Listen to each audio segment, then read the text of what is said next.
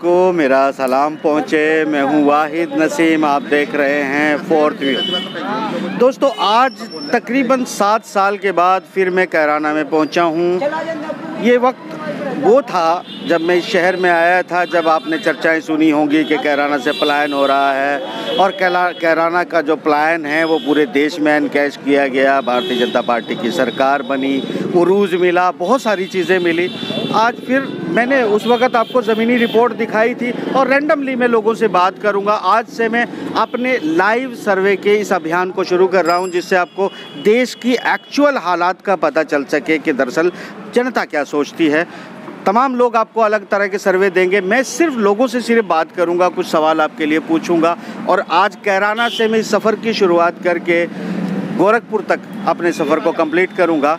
तो दोस्तों, आइए सीधे पूछते हैं जनता से कि अब फ़िलहाल वो क्या सोच रहे हैं। आपका नाम? तेजपाल सिंह जी।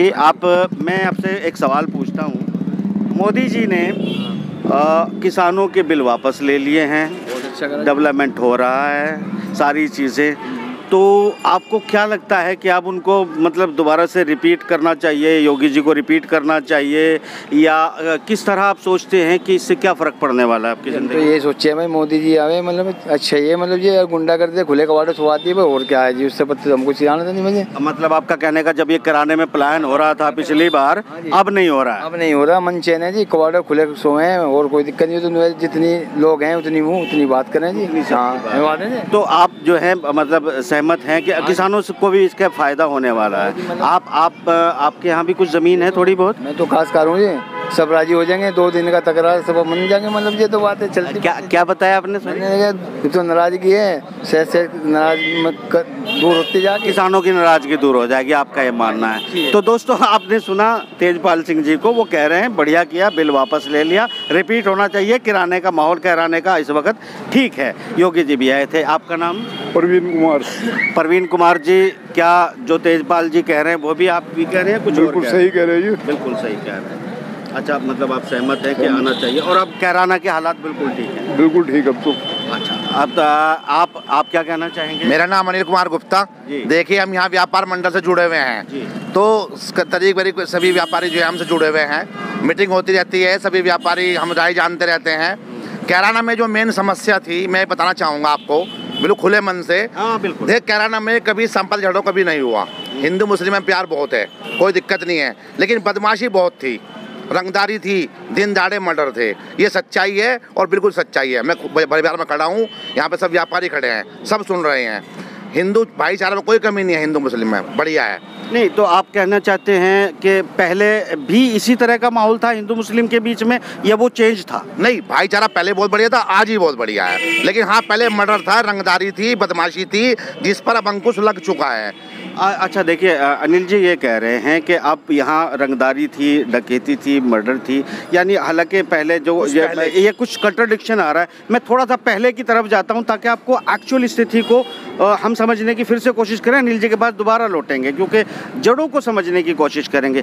तेजपाल जी ये कह रहे हैं कि यहाँ तो सिर्फ रंगदारी, डकैती, चोरी थी और हिंदू मुस्लिम जैसा कोई सवाल नहीं था, ऐसा ही था? हिंदू मुस्लिम वाले कौन थी, गुंडे लोग थे, तवज्जे थे, जो मतलब परेशान कर रहे थे, रंगदारी मांगे थे, उनका मतलब इलाज होगा, मैं शहर छोड़ के भाग के सुकून। मतलब हिंदू मुस्लिम पहले भी मिलजुल के रहते थे? आप क्या कहते हैं जी? नहीं, पहले भी हिंदू मुस्लिम तो सब एक साथ रहते थे, एक साथ ही रहते थे, ऐसा कोई भेदभाव नहीं था किसी तरह का? अनिल जी, मतलब एक्चुअली क्या है, देखिए मैं 7 साल पहले इस शहर में आया था और ठीक उसी तरह लाइव लोगों से बातचीत करने की कोशिश की थी ताकि लोगों को एक्चुअल स्थिति बता सकूं। ये देश शायद आप मानते होंगे सभी का है, या नहीं सही कह रहे हैं। देखिए, जब व्यापार मंडल जुड़े हुए हैं तो हमको सच ही बताएंगे। हमारे व्यापार मंडल ये नॉन पॉलिटिकल है, इसमें सब लोग जुड़े हुए हैं। मैंने बताया आपको, भाईचारे में यहाँ पहले बहुत अच्छा था, आज ही भाईचारा है। दीपावली पे हम लोग उनको मिठाई भेजते हैं और ईद के मौके पर वे हमें मिठाई देते हैं, तो भाईचारा बहुत बढ़िया है। लेकिन ये सच्चाई है, अखिलेश सरकार में कैराना में बदमाशी थी, कुछ व्यापारियों से रंगदारी मांगी गई, जिसकी वजह से यहाँ बहुत खौफ हो गया था। एक टाइम ऐसा आया, लेकिन उसके बाद योगी सरकार बनी। योगी सरकार ने चाहे कुछ किया है नहीं किया मैं नहीं कहता, लेकिन हाँ इतना जरूर किया है कि कैराना में बिल्कुल व्यापारियों को जो है बेखौफ होकर अपना व्यापार कर रहे हैं, और पहले वाली बदमाशी नहीं है, रंगदारी नहीं है, दिन दहाड़े मर्डर नहीं है। और कैराना वालों की खास तौर पे सबकी यही मांग थी कि यहाँ से चाहे कुछ ना हो, चाहे रोटी एक टाइम खा ले, लेकिन यहाँ से बदमाशी खात्मा होना चाहिए। मेरे ख्याल से दोस्तों आप सब लोग जानते होंगे कि दुनिया में हर कोई अमन से जीना चाहता है, सुकून से जीना चाहता है। शायद इसको मैं भी तस्दीक करने की कोशिश करूंगा कि रंगदारी जैसी चीज़ें, गुंडागर्दी जैसी चीज़ें इस क्षेत्र में थी। मगर एक बात आप लोग भी याद करें, मैं अभी और भी दूसरे लोगों से भी आपको बात करने की कोशिश करूंगा। अनिल जी जो कह रहे हैं, और हमने जब सबसे पहला सवाल किया उनसे भी हमने आपसे भी ये तमाम बातें की हैं। यहाँ वो तमाम बातें 7 साल बाद ये आ रही है कि पलायन का मामला हिंदू मुस्लिम नहीं रंगदारी था। पहले 7 साल पहले भी मैंने आपको यही बात जो है डिलीवर करने की कोशिश की थी आवाम के ज़रिए कि यहाँ पर हिंदू मुस्लिम भेदभाव शायद नहीं था, चूँकि उस वक्त यहाँ पर हुक्म Singh ji member of parliament हुआ करते थे, और इसको उस वक्त पूरे देश में प्रचारित किया गया था कि 70% मुस्लिम बहुल कैराना, जहां पलायन जो है वो इस्लामिक या मुस्लिम टेररिज्म की वजह से हो रहा है, ये एक पैगाम देने की कोशिश की गई थी। मैंने उस वक्त भी लोगों से वही हकीकत बताई थी जो 7 साल बाद आज ये बता रहे। उस वक्त भी यहाँ के लोगों ने मुझे यही हकीकत बताई थी, मैंने आप तक पहुँचाने की कोशिश की थी। आज फिर शायद कोई और इस तरह के काम की कोशिश की जाए। मुझे लगता है मेरा काम तो आप तक जो है जो जनता कहेगी वो पहुँचाना है, क्योंकि इस सर्वे में मैं अपनी राय आपको नहीं दूंगा, लोगों की जो राय है वही आपको डिलीवर करने की कोशिश करूंगा। तो कुछ और लोगों को हम थोड़ा सा देख लेते हैं। आइए, आपका नाम? अयूब मंसूरी। अयूब मंसूरी जी हमारे साथ हैं। अयूब जी, आपने इस कैराना में बड़ा टेरर फैला के रखा है। कैराना में टेरर? कैराना से सुख शांति का तो इलाका कहीं भी नहीं पाएगा, पूरे हिंदुस्तान में भी। अच्छा, इतनी ज़्यादा सुख शांति है, इतनी भाईचारा और मोहब्बत, यहाँ नील में अयूब में कोई फर्क ही नहीं आज तक। मतलब दोस्तों देखिए आप यकीन कीजिएगा, मेरा कोई इसमें प्लांटेशन नहीं है, मैं प्लांटेशन करता भी नहीं हूँ। अनिल जी इस बात के गवाह हैं कि मैंने उन्हें कहा जो जिसकी राय है, जो बाजार में हूँ, जो लोगों की अपनी ओपिनियन है वो हम आपको डिलीवर कर रहे हैं। आज अनिल जी अयूब जी साथ इस शहर में खड़े होकर वो पैगाम शायद इस देश को देना चाहते हैं कि देखिए टेररिज्म या गुंडागर्दी, बदमाशी, रंगदारी तो कहीं भी नहीं होनी चाहिए। योगी जी की सरकार में यहाँ के लोग मुतमईन हैं कि वो गुंडागर्दी या रंगदारी ख़त्म हुई है। अलबत्ता यहाँ हिंदू मुस्लिम भाईचारा पहले भी था और आज भी है, ये कहना चाहते हैं। एक बात और कहना चाहूँगा, यहाँ के व्यापारी उसी को वोट करेंगे जो व्यापारी हितों की बात करेगा। अभी हमारे यहाँ कैराना में जो है मुख्यमंत्री जी भी आए थे, हमने मुख्यमंत्री से मुलाकात की, उनसे भी बात करी व्यापारी हितों के बारे में। उन्होंने हमें कहा ये आप आइए, आपका जो है सम्मान होगा। तो हम ये कहना चाहता हूँ कि व्यापारी जो समस्या है, जो सरकार व्यापारी हितों की बात करेगी, व्यापारियों की बात सुनेगी, हम सब व्यापारी मिलकर उसी को वोट करेंगे। अच्छा, आपका व्यापार मंडल का ये फैसला है, आप क्या कहते हैं? हमें तकरीबन, मेरी उम्र 47 साल है। हमारे बाबूजी थे, हमारा बहुत सारा समाज उनसे ऐसा जुड़ा हुआ था जैसे तन मन से, बिल्कुल ऐसा नहीं है। देखिए दोस्तों, मैं आपको एक बात आपको बताना चाहता हूँ। ये बाबूजी किसको कह रहे हैं? बाबू हुक्म सिंह को, जो मेंबर ऑफ पार्लियामेंट थे, अब शायद इस दुनिया में नहीं है, शायद क्या नहीं है, मगर एक चीज़ मैं आपको उस वक्त बताने की कोशिश की थी। कचहरी में 10 वकीलों के साथ मैंने बहस की थी जो बार एसोसिएशन के मेंबर थे, और जो ये फंस गए थे जवाब देने में। जब मैंने पूछा था कि यहाँ पर अगर मुसलमानों का खौफ है तो फिर हुक्म सिंह जी यहाँ से क्यों जीतते हैं, जबकि यहाँ पर पॉपुलेशन बताई जा रही है पूरे देश के अंदर ये मुस्लिम बहुल इलाका है। और आज इस मुस्लिम और हिंदू बहुल, इसे हिंदू मुस्लिम बहुल में मैं नहीं काउंट करता हूँ, क्योंकि यहाँ के अपनी जो आवाम है वो क्या कह रही है आप खुद ही सुने। तो आप क्या पैगाम देना चाहते हैं लोगों? मैं तो ये पैगाम देना चाहूँ जी, हमारे कैराने के अंदर इतना मोहब्बत और भाईचारा है आपस में कि आज तक, देखो गुंडा तत्व को तो धर्म है ही नहीं, उनके लिए तो कुछ है ही नहीं, लेकिन हमारे यहाँ बहुत भाईचारा है, बड़ी मोहब्बत प्यार का माहौल है, एक दूसरे को कभी भी कोई ऐसी समस्या नहीं आई। ये शायद जो है अनिल जी भी कह रहे हैं, ये और ये अंसारी जी भी यही कह रहे हैं। मगर अंसारी जी आप किस, मंसूरी जी सॉरी माफ़ कीजिएगा, मंसूरी जी आप वोट किसको करने वाले हैं? वोट हम उसको देंगे जो हमारे हितों की बात करेगा। ये वोट उसको देंगे जो हितों की बात करेगा। नहीं, खुल के भी थोड़ा बोल दीजिए ना। पुड़िया बोल रखेंगे जी, हमारे हितों की बात। व्यापारी हैं हम जी, दुकानदारी हैं, हमारे व्यापार का काम। अच्छा, ये शायद व्यापारियों से हम बात कर रहे हैं तो वो व्यापारी हैं, और जो उनके हितों की बात करेगा तो व्यापारी जी सब एक है। अब आप कॉमन मैन में से भी कोई है, कोई आम आदमी है? आप आइए जरा, आप आइए। आपका नाम? शशिकांत शर्मा। शशिकांत शर्मा। शर्मा जी इस वक्त हमारे साथ हैं, तो शर्मा जी से भी सुन लेते हैं। शर्मा जी आप भी व्यापार मंडल के? अच्छा, वो भी व्यापार मंडल के, तो आप क्या कहना चाहेंगे? कुछ नहीं जी, पिछली सरकार में जो था गुंडा राज था, ये वो खत्म होगा और कोई दिक्कत नहीं। पिछली सरकार में जो था व्यापारियों को परेशानी थी, अब वो खत्म हो गया नहीं, और कोई माहौल बिल्कुल बहुत बढ़िया है। माहौल बहुत बढ़िया है, हिंदू मुस्लिम माहौल बहुत बढ़िया है। अच्छा, हिंदू मुस्लिम माहौल बहुत बढ़िया है और पहले भी था, और अब वो वोट उसको यहाँ पर योगी जी की ये सफलता देखी जा रही है कि उन्होंने यहाँ पर गुंडागर्दी को खत्म किया है। शायद ये भाई भी कुछ कहना चाहते हैं, सुन लेते हैं। बताइए क्या नाम है जी? कली मोट सैल्यूट ही जी, मेरी माहौल कहाँ बढ़िया है जी। आपका नाम बताएं। राजू है जी, सापत से। सापत से राजू? हाँ जी। आप हैं जी? कली मोटरसाइकिल? हाँ जी, कली तो ठाई जी, कराने में तो यहाँ थी जी, डॉक्टर के हॉस्पिटल के आगे थे जी। राजू, आप पूरा नाम बताएं अपना। पूरा नाम राजू गुज्जर है जी। राजू गुज्जर है। देखिए ये हुकम सिंह की, बेसिकली हुकम सिंह जिस कम्युनिटी से बिलोंग करते थे, राजू उसी से है। इनको बड़ी नाराजगी है इस बात पे कि इनकी मोटरसाइकिल योगी जी आपके खौफ से बदमाश चले गए हैं, शायद देश पार यमुना पार तो क्या बोलूं। योगी जी राजू भाई की जो है वो मोटरसाइकिल उठ गई है कैराना में, वो ये शायद कुछ कहना चाहते हैं, इनकी सुन लें।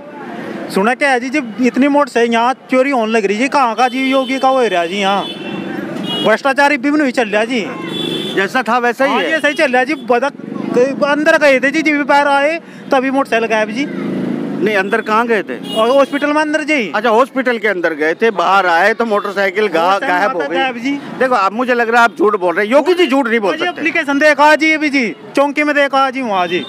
आप चौकी में देखे हैं योगी जी? ये आप अच्छा तहरीर भी, अच्छा ये एप्लीकेशन भी दिखा रहे हैं। अब तो यकीन करना पड़ेगा योगी जी।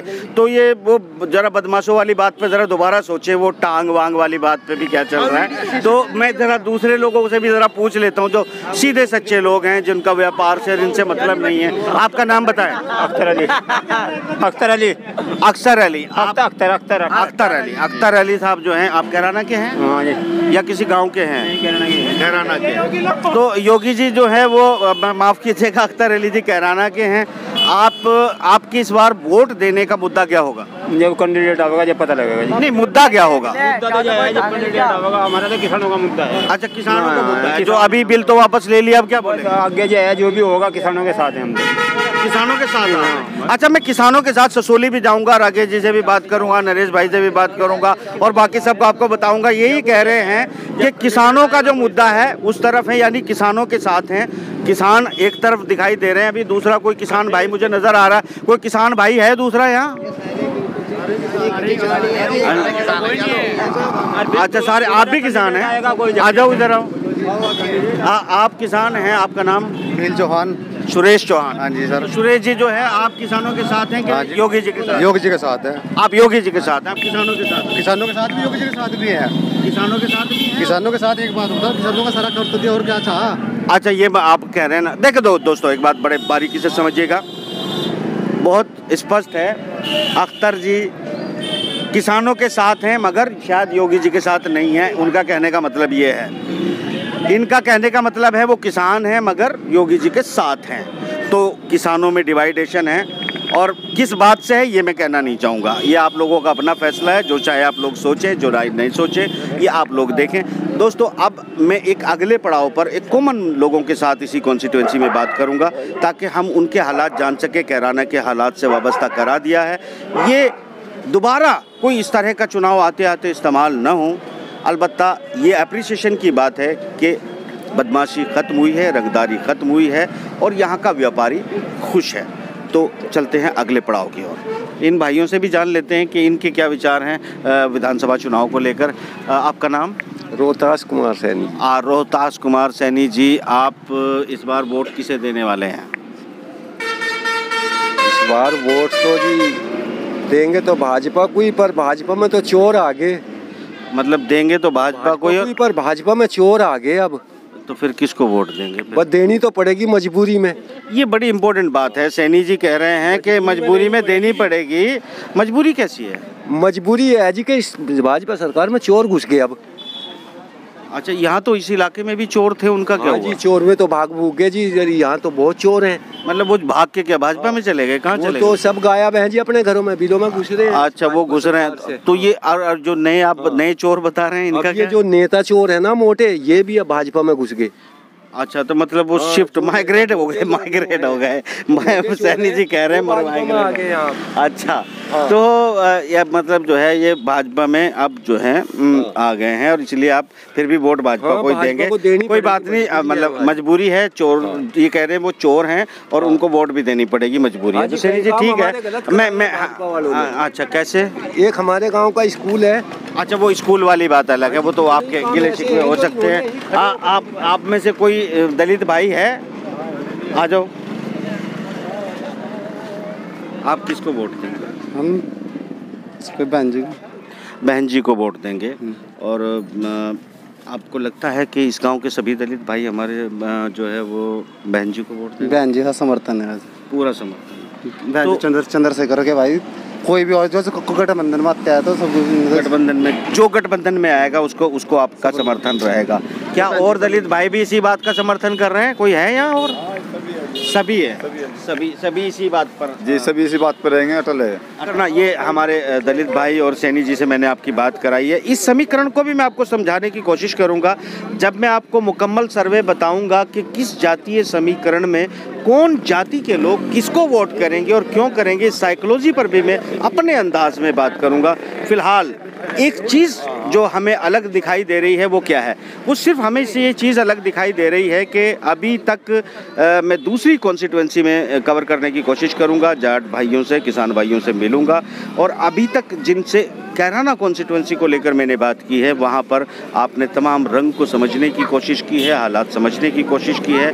अभी तक सूरत हाल ये है कि दलित भाई मायावती जी के साथ हैं, चंद्रशेखर के साथ हैं, या गठबंधन होगा उसके साथ हैं। यहाँ जो अभी कन्फ्यूज़न में अभी तक जो दिखाई दिए हैं वो हमारे किसान भाइयों में से कुछ लोग हैं। उनमें से आपने देखा होगा कैराना के अंदर गुज्जर बिरादरी के लोग भी, अगर मैंने 2-3 लोगों से बात की है तो उसमें से कुछ लोग भारतीय जनता पार्टी के साथ और कुछ ने ना भारतीय जनता पार्टी से नाराज़गी जताई है। इस वक्त मैं एक और जगह जब आपने देखा कि मैं एक मुस्लिम ने कहा मैं भारतीय जनता पार्टी को वोट दूंगा, और वहाँ जाट बिरादरी के लोग भी बैठे थे, वो कह रहे थे हम भारतीय जनता पार्टी को ही वोट देंगे। तो अभी कुछ क्लियर नहीं आ रहा कि मैं जातीय समीकरण पर यह बता सकूं कि इस कॉन्स्टिट्यूंसी में कौन जीतेगा, कौन हारेगा। अलबत्ता इस पर हम बारीकी से मंथन करेंगे, और जैसे जैसे चुनाव नज़दीक आएंगे मैं तमाम समीकरण भी आपको समझाने की कोशिश करूंगा। आज की हालात में किसान क्या सोच रहा है? चौधरी साहब, खैर मकदम है आपका 4 TV पर। जी, स्वागत है आपका बहुत बहुत। देखिए, मोदी जी ने इस वक्त आपके जो कानून हैं वो वापस ले लिए मतलब कानूनी तौर पर भी ले लिए जाएंगे, वादा तो कर लिया है, और देश को संबोधित करते हुए किया है, तो ये तो भरोसा होगा ही कि वापस कर लेंगे। उसके बाद आपका रद्द-ए-अमल क्या है? तो कोई भी तो उन्होंने बनाए भी उन्होंने ही थे, और घोषणा भी उन्होंने करी, हमने वापसी ले लिए। वापसी भी कोई तो है नहीं जी, वो जगह, लेकिन इसमें धन्यवाद तो किसानों का है। मोदी जी नहीं बनाए, मोदी जी वापसी ले रहे। मतलब आप ये कहना चाहते हैं कि मोदी जी जो है उन्होंने बनाए थे, उन्होंने ही वापसी ले लिए हैं, इससे आपकी सोच पर कोई बहुत फ़र्क नहीं पड़ता? नहीं, हमारी सोच पर कोई फ़र्क नहीं पड़ता। अगर पिछली सरकार बनाती मोदी जी से ख़त्म करते फिर तो मोदी का धन्यवाद था बहुत ज़्यादा। ये मोदी जी बनाने वाले, मोदी जी घोषणा न करने वाले, हमने वापसी ले लेंगे ना। नहीं, कहीं ऐसा तो नहीं कि आप इसको ये मान रहे हैं कि मोदी जी ने जो गलती की थी, किसान सही थे, उन्होंने अपनी गलती को तस्लीम कर लिया? भाई देखो, ये तो मोदी जी बताओगे इस बारे में, तो हम तो किसान हैं, किसानों वाली बात बता सके। देखो, हम तो भी 7 साल हो गए, 14 दिन में मोदी जी ने गन्ने का पेमेंट कहा था, 14 महीने हो लिए जी, बिल्कुल तो मिला नहीं। स्वामीनाथन आयोग की रिपोर्ट कहा था, वहाँ नहीं लगी। किसानों का यू बिजली का बिल लेट हुए लगा, यू माफ़ कर देंगे, आधा ऑफ कर देंगे, घटा देंगे इसे। जो पंजाब में, हरियाणा में 362 का गन्ने का भाव है, यहाँ 350 का। 10 कदम की दूरी पर 362। 10 कदम बिजली का बिल घटा के नहीं घटा कहाँ जी, 1000 का तो होगा सिलेंडर, और जी 100 पार होगा डीजल पेट्रोल। 1500 रुपये का पेट्रोल इसमें वो गिरवाई जी, डीजल ट्रैक्टर में टंकी नहीं भरवाई जितनी किसी में, कितना ही बड़ा किसान हो। मगर देखिए, भारतीय जनता पार्टी या उनके समर्थक या प्रचारक जो भी हैं, उनका ये एक तर्क होता है कि जो इस वक्त अगर कोरोना काल में लोगों को मुफ्त अनाज दिया जा रहा है, मुफ्त राशन दिया जा रहा है, मुफ्त राशन की वजह से जो खर्चे पड़ते हैं, तो तेल के रेट अगर बढ़ भी जाएं तो उससे क्या फ़र्क पड़ता है? तेल के रेट बढ़ने से किसान भी मर गया और गरीब आदमी मर गया। 6500-6600 का तो हो रहा सरिया, 450 का हो गया सीमेंट का कट्टा। गरीब आदमी गरीब आदमी के तो मकान बना लगा, के खा लगाओ, के ना लगाओ। 200 के करीब सिरसों का तेल हो रहा, हर किसी को चाह, किसान को भी, मजदूर को भी। नहीं, आप एक बात बताइए मुझे, देखिए, मैंने मान लिया कि हर चीज़ पे महंगाई बढ़ रही है, मगर जब ये भारतीय जनता पार्टी के जो भी प्रचारक हैं वो ये कह रहे हैं, बल्कि मीडिया भी ये कह रहा है कि इससे क्या फ़र्क पड़ता है, आपको खाना तो मुफ्त मिल रहा है। हमें तो कहो जी, उनका काम है, हमें तो पता, हमारे कुकर जी को भी थी, हम फिलहाल कंगाल हो रहे, हमारे पास नहाने खाने को कुछ नहीं, कपड़े भी हम रे मत हो, मेरे पास साबन लेने को भी नहीं, 8 दिन हो जाए घर में ऐड हो रहे, साबन ले दो, पैसा है नहीं जेब में एक भी। दोस्तों, मैं आपको एक बात, अगला सवाल पूछने से पहले एक बात कहना चाहूँगा कि देखिए, मैं जहाँ पर बैठा हूँ ये शुगर बॉल है, सिर्फ हिंदुस्तान में ही नहीं, दुनिया भर के देशों में यहाँ से, इस इलाके से शुगर एक्सपोर्ट होता है। और मेरे ख्याल से चौधरी साहब, आप भी गन्ने के ही गन्ने पर ही निर्भर है जी, गन्ने पर ही निर्भर हैं, और गन्ने पर निर्भर होने के बावजूद वो कह रहे हैं कि उन्हें कपड़े रे में धोने पड़ रहे हैं, साबुन के पैसे नहीं हैं। ये सूरत हाल अगर है, एक छोटी सी बात आप भी सोच लीजिएगा, हालांकि ये सर्वे है पर फिर भी सोच लीजिएगा कि जो मुफ्त में अनाज देने की तस्दीक की जा रही है या दलील दी जा रही है, इस बार अगर आपको मुफ्त में अनाज दे दिया और कल ये किसान जिनको इतनी महंगी कॉस्ट कर रही है कि उनका ट्रैक्टर जो है वो तेल महंगा खा रहा है, उनकी ट्यूबवेल पर पानी जो है बिजली की वजह से महंगा हो रहा है, बाज़ार के तमाम इक्विपमेंट उनको और सामान महंगा मिल रहा है, तब वो क्या आपको, सरकार को, क्योंकि सरकार ने अभी एमएसपी लगाई नहीं है, एमएसपी नहीं लगाई है तो इसका मतलब ये होता है कि किसान का माल कितने में बिकने वाला है उसका अंदाज़ा नहीं है, उनके गन्ने के रेट को इंक्रीज़ नहीं किया जा रहा है। तो आप उम्मीद करते हैं कि अगले साल भी आपको मुफ्त अनाज मिल जाएगा, वो इन्हीं किसानों का होगा या इंडोनेशिया मलेशिया से मंगाया जाएगा? आप क्या कहेंगे इस बारे में? हम ये कहूँ जी, इतना विश्वास करके हर सरकार पर तो विश्वास उठे, आगे वोट देने को भी जी नहीं करता, इतनी वहाँ से वोट दी थी, अगर मोदी जी, योगी जी, रामराज गणाओगे यहाँ से। अच्छा, पिछली बढ़िया को आएगी सरकार इससे, पिछली में एक तो पिछली सरकार में यूँ फायदा था, अपना किसान मजदूर मकान दुकान प्लाट किसी वहाँ बेच लो, जाकर बैंक में पैसे जमा करवाओ, किसी रिश्तेदार पे मिलने चिलने वाले पे तो जाकर लेकर पैनामा करवा लेते। अब तो सीधा चेक द्वारा करो, किसी पे पैसा है नहीं है, रिश्तेदार पे लो न लो, चेक बनवाओ, चेक बनवा के जी दूसरे को दो। इन्होंने तो बिल्कुल किसान मजदूर गलत कर दिया इस सरकार ने। नहीं तो अब आप देखिए दोस्तों, ये किसानों की व्यक्तिगत भावनाएं हैं जो आप तक पहुंच रही हैं, और शायद वो जो पशे पर्दा दर्द है, शायद जिसकी मीडिया चर्चा नहीं करनी चाहते हैं। मैं गांव-गांव, देहात और तमाम इलाकों में जाके आपको ये कोशिश करूंगा समझाने की असल मौजू क्या है, मुद्दे क्या हैं और ज़रूरत क्या है। सिर्फ मीडियाबाजी या हवाबाजी या सिर्फ तर्क देने से बात नहीं बनती। याद रखिएगा, मैंने कहा कि इन्हीं किसानों का माल जो इनको आज महंगा मिल रहा है, इनकी फसल अगर महंगी कॉस्ट कर रही है, तो वो महंगी कॉस्ट विदाउट एमएसपी कैसे इनका सर्वाइवल होगा? क्या किसान भीख मांगेगा और जिनको योगी जी और मोदी जी मुफ्त में अनाज देंगे वही रोटियां खाएंगे? कहीं ऐसी सूरत हाल तो नहीं बन रही है? ये इनबैलेंस चीज़ें तो नहीं हो रही हैं कि इधर का उधर हो जाए और उधर का इधर हो जाए? क्या गवर्नेंस का शायद ये सही तरीका है? तो ये आप ही सोचें। मैं तो आखिरी बार ये पूछना चाहूँगा कि क्या आप वोट जो है वो क्या सोच कर देने वाले हैं?